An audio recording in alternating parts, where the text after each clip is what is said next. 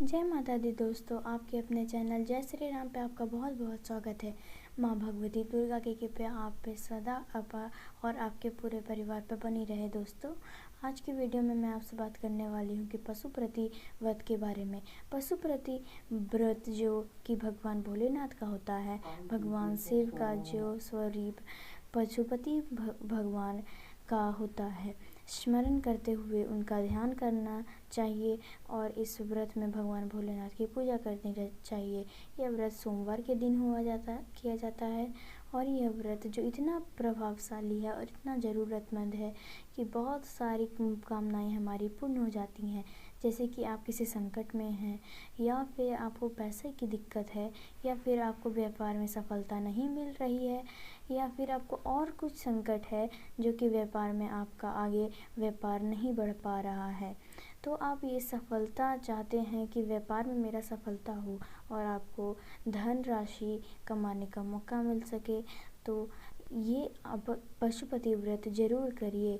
दोस्तों, मैं आपको अच्छे राह दिखाने के लिए आई हूँ और आपको पशुपति व्रत के बारे में और कुछ भी बताने वाली हूँ। यह व्रत अगर आप वैवाहिक जीवन में कोई परेशानी आ रही है या कुछ जीवन में कोई सी भी स्ट्रेस की परेशानी है, तो आप किसी को भी बता नहीं पा रहे हैं, आप बहुत ही अधिक परेशान हैं और तलाक तक की नौबत आ जाती है।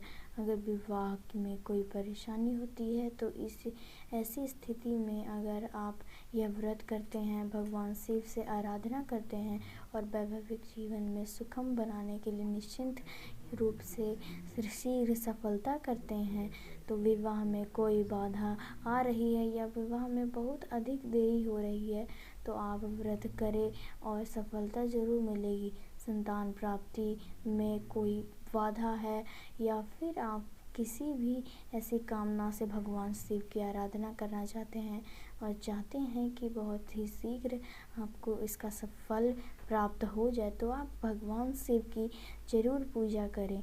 पशुपति व्रत करने से आप बहुत ही शीघ्र कामना पूर्ण हो जाती है। तो इस व्रत के नियम क्या हैं, व्रत हमें क्यों करना चाहिए, इसके बारे में मैं आज आपको बताने वाली हूँ। तो वीडियो पूरा ज़रूर देखें और आपको अगर अच्छा लगे और आप इस चैनल पे पहली बार हैं तो प्लीज़ इस चैनल को सब्सक्राइब करें और अपने चैनल जय श्री राम को आगे बढ़ाएं। तो चलिए हम अपना इस पशुपति व्रत के बारे में जानते हैं। पशुपति व्रत के बारे में जैसे मैंने पहले ही बताया था, यह वृक्ष सोमवार के दिन होता है। जैसे हम सोमवार का व्रत करते हैं और प्रदोष के लिए हम करते हैं, तो जो भी भगवान भोलेनाथ की कृपा पाने के लिए करते हैं, यह व्रत भी उसी तरह ही व्रत में जिनमें बहुत ही शीघ्र कामना पूर्ण हो जाती है। तो माना जाता है कि इस व्रत को करने से हर प्रकार की समस्या से मुक्ति मिल जाती है। अगर आप किसी ऐसे घोर संकट में घिरे हुए हैं जिससे कि आपको निकलने का रास्ता नहीं दिख रहा, तो आप भगवान शिव की पूजा आराधना ज़रूर करें। और यह पशुपति व्रत जो है, यह आपको बहुत अधिक मानसिक रूप से स्वस्थ बनाता है और भगवान शिव की कृपा आप पे हमेशा बनी रहती है।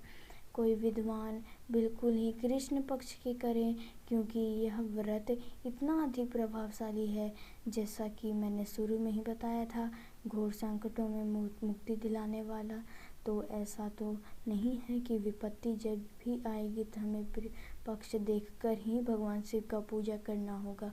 आगे महीना देख के आगे का हिसाब से उस रथ को चुने। जैसे उससे अभी आपको मुसीबत आ रही है, महीने का बाद जब समय आएगा तब भोलेनाथ की आराधना करेंगे, ऐसा नहीं है।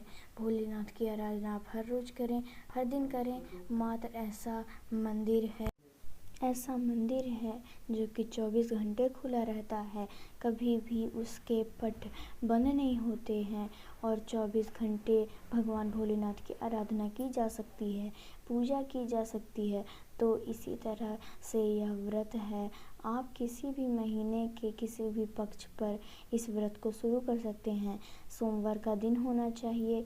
जब भी आपको लगता है कि मैं बहुत अधिक परेशान हूँ आप इस व्रत की शुरुआत सोमवार से कर दीजिए। चाहे कृष्ण पक्ष है और शुक्ल पक्ष हो या कोई भी महीना हो, इससे कोई फ़र्क नहीं पड़ता। आप इस व्रत को शुरू कर दीजिए। कोई विधान नहीं बताया गया है। अब बात करते हैं कि इसने कितने व्रत करने चाहिए। तो देखिए, जैसे कि इस व्रत का नियम है सिर्फ 5 व्रत करिए और आपकी कामना पूर्ण हो जाती है। 5 मृत्यु की व्रत इतना अधिक प्रभावशाली है, 5 व्रत में ही समस्याएं प्राप्त हो जाती हैं, समाप्त हो जाती हैं। और के नियम यह जान लेते हैं कि इतना प्रभावशाली व्रत है जो नियम और पूजा से विधि से पालन करना होता है, आवश्यक है। दिन में व्रत करना, जैसे आपने आज सुनिश्चित किया है कि आप इस सोमवार व्रत करना चाहते हैं, आप इस परेशानी से आपको मुक्ति चाहिए, तो भगवान भोलेनाथ की शरण में आपको समर्पित होना होगा।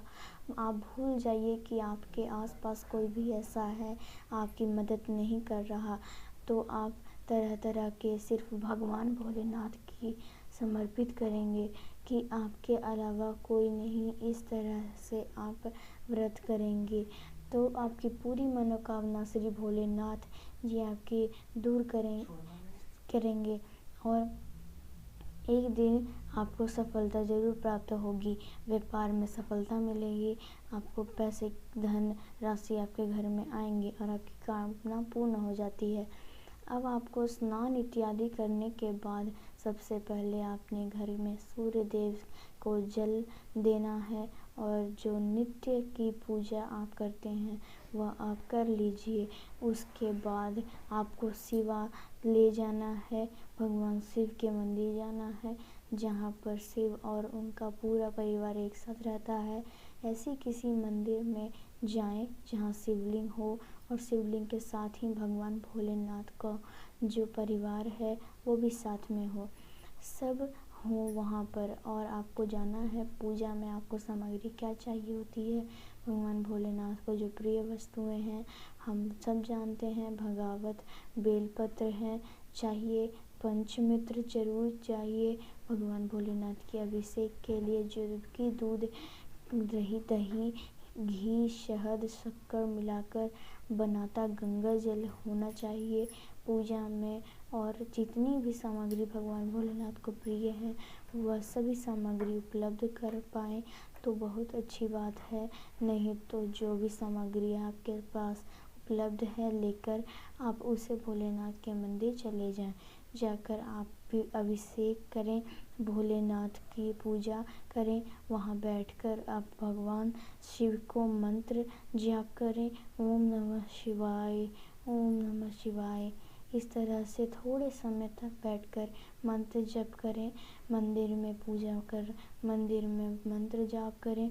और फूल बहुत अधिक प्राप्त हो तो भोलेनाथ को समर्पित करें, इसलिए मंदिर में ही पूजा करना है। आपके घर में शिवलिंग है, बेशक आप कर सकते हैं, लेकिन फिर भी आपको मंदिर ज़रूर जाना है, क्योंकि मैंने पहले भी वीडियो में बताया हुआ है, अगर आप लोग घर में पूजा करते हैं और मंदिर में पूजा करते हैं, इन दिनों पूजा में बहुत फ़र्क होता है। आप महसूस कर सकते हैं मंदिर में आपको कितना सुकून मिलता है, उसका फल भी आपको ज़रूर मिलेगा। फाल्गुनी प्राप्त हैं, 5 सोमवार आपको व्रत करना है। जैसे कि आप जानते ही हैं कि वह शीघ्र कामना पूर्ण होने वाली है, तो आपको मंदिर जाना होगा और मंदिर में ही भोलेनाथ की पूजा करनी होगी। दिन भर आपको व्रत रहना होगा। आप फलाहार व्रत कर सकते हैं, जैसे कि आप फल वगैरह ले सकते हैं वगैरह वगैरह। पूजा से लौटने के बाद जब आप पूजा करके आए तो उसके बाद आप घर में फल ग्रहण कर सकते हैं। इससे पहले आप कुछ भी ना ग्रहण करें, घर में आकर फलाहार करें। पूरे दिन व्रत है और शाम की पूजा फिर आपको करनी है। तो शाम की पूजा प्रदोष काल में होती है, जैसे हम सोमवार के व्रत में करते हैं शाम की पूजा प्रदोष काल में, या फिर कोई त्रयोदशी का व्रत होता है प्रदोष काल में व्रत होता है तो उसमें भी आपको पूजा प्रदोष काल में ही होती है। शिव जी को पूजा का प्रदोष काल ही विधान है। ऐसा माना जाता है कि भगवान शिव प्रदोष काल के समय में शिवलिंग में स्मरण विराजित होते हैं। इसलिए प्रदोष काल में जब भगवान शिव की पूजा की जाती है उसका फल हमें बहुत अधिक प्राप्त होता है और हमारी कामना बहुत शीघ्र पूर्ण हो जाती है। आपको 2 घर में क्या करना है, जो थाली आप सुबह लेकर गए थे उसी थाली में आपको 6 दिए लगाने, मिट्टी में दिए ले सकते हैं और आपको उसमें घी डालकर बत्ती लगाकर आपको ले जाना है। मिट्टी में दिए नहीं हैं तो बाटी के लिए भी बना सकते हैं और उसे ले जाकर आपको उसी थाली में रखना है। प्रसाद बनाना है भगवान भोलेनाथ के लिए। जो भी कोई मीठी चीज़ बना सकते हैं, जैसे चूरमा बना सकते हैं जो कि आटे की पंजीरी होती है वह बना सकते हैं, खीर बना सकते हैं, चाहे तो चावल की, साबूदाने की, मखाने की, कोई भी खीर बना सकते हैं। और कोई भी मीठी सामग्री लेकर आपको भगवान भोलेनाथ के मंदिर में जाना है तो शाम को आप स्नान करके स्वच्छ वस्त्र धारण करके ही मंदिर जाएंगे।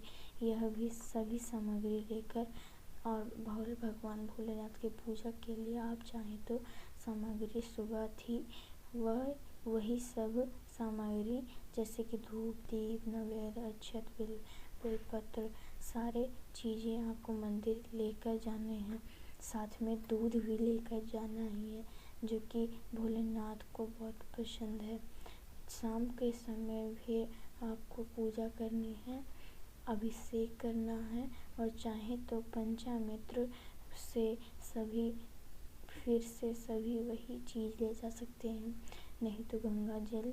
और इसी तरह से पूजा के बाद आपको जो आप दिए लेकर गए थे उसमें से 5 दिए आपको मंदिर में ही जलाना है भगवान शिव के पास। और आपको मंदिर में दिए जलाएं, शिव मंदिर में आपको 5 दिए जलाने हैं।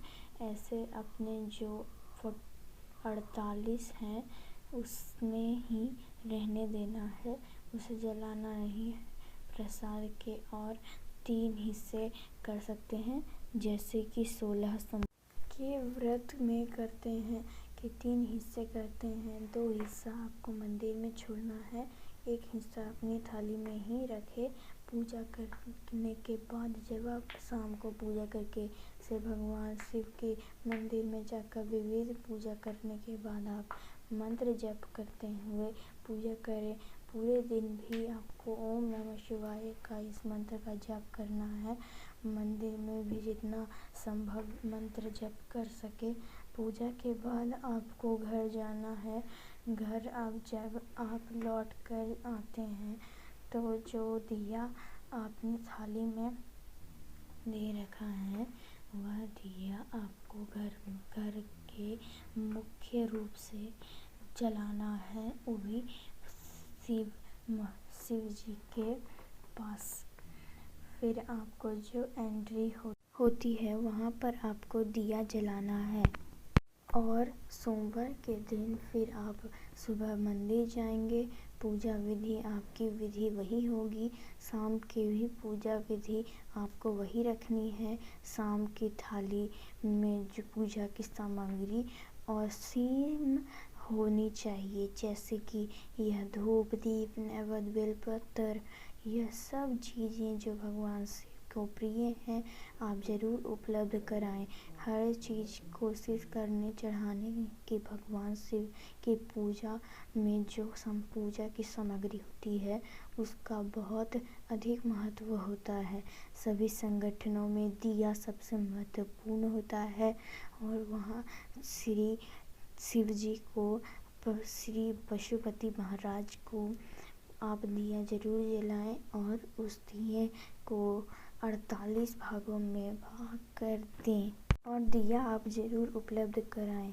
आपकी सारी मनोकामना पूरी हो जाए। और तो और फिर नारियल पानी वाला होना चाहिए, जो जटा वाला नारियल होता है से पूजा वाला कहते हैं। और तो और इस पूरी सामग्री में बेलपत्र सबसे महत्वपूर्ण होता है। अगर आपको 108 ना मिले तो आप यह प्रश्न बहुत अधिक आता है कि आपको बेलपत्र नहीं मिल रहा है पूरे 108।